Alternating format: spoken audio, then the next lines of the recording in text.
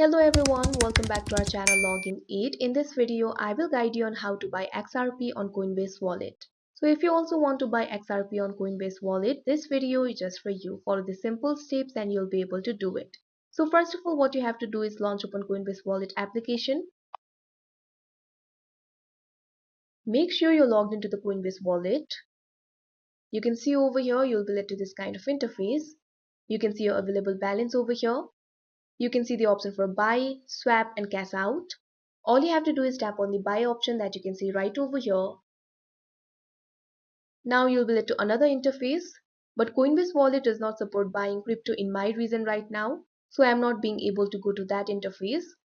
But when you're in the buying page, what you have to do is select the amount that you want to buy, and then you'll have to select the asset, select XRP, and then you'll have to select the network of your choice.